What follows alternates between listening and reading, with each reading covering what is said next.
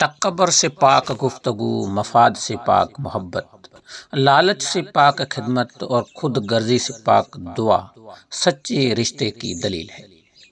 جھگڑوں سے کچھ حاصل نہیں ہوتا، دونوں گروہ کچھ نہ کچھ کھو دیتے ہیں، اگر کچھ نہیں تو اپنا احترام ضرور کھو دیتے ہیں۔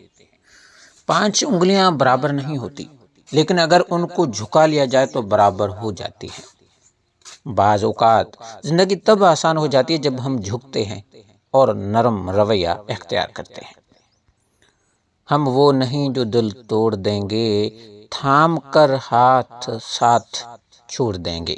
ہم دوستی کرتے ہیں مچھلی اور پانی کی طرح، کوئی جدا کرنا چاہے تو دم توڑ دیں گے۔ ایک بزرگ سے ملاقات ہوئی تو میں نے گزارش کی کہ کچھ نصیحت کیجیے۔ انہوں نے عجیب سوال کیا کہ کبھی برتن دھوئے ہیں؟ میں نے ان کے سوال پر حیران ہوا اور جواب دیا کہ جی دھوئے ہیں۔ پوچھنے لگا کیا سیکھا؟ میں نے کہا اس میں سیکھنے والی کیا بات ہے؟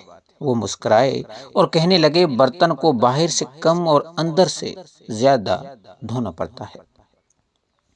زندگی میں اکثر مقامات پر میں نے جانا کہ میرے ساتھ اللہ کے سوا کوئی نہیں ہے، اور تب ہی مجھے اندازہ ہوا کہ صرف اللہ کا ہونا کس قدر بہتر ہے۔ حضرت حسن بصری نے بلند آواز سے فرمایا، لوگو اللہ کے دروازے کو کھٹ کھٹاتے رہو، دروازہ ضرور کھلتا ہے۔ ایک بڑھیا نے جب سنا تو بولی، اے حسن، کہ اللہ کا دروازہ بند بھی ہوتا ہے؟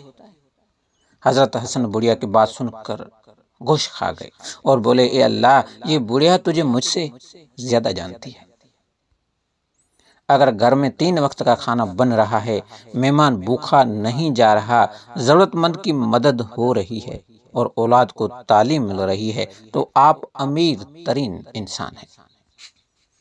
حضرت لقمان کی اپنے بیٹے کو نصیحت، نماز کے وقت اپنے دل کو قابو میں رکھو، دسترخواں پر اپنے ہاتھ کو قابو میں رکھو، کسی کے گھر جا کر اپنے آنکھوں کو قابو میں رکھو، کسی کے محفل میں بیٹھو تو اپنی زبان کو قابو میں رکھو، اللہ اور موت کو ہمیشہ یاد رکھو، اپنی نیکیاں اور دوسروں کی برائیاں بھلا دو۔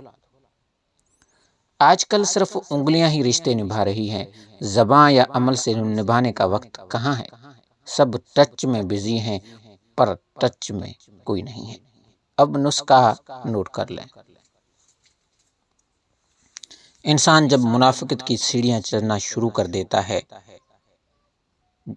تو اس کو جھوٹ کی عادت ہو جاتی ہے۔ تنہا ہونا یہ نہیں ہوتا کہ آپ کے پاس کوئی نہیں ہے، تنہا دراصل یہ ہوتا ہے کہ سب آپ کے پاس ہیں لیکن آپ کا کوئی نہیں ہے۔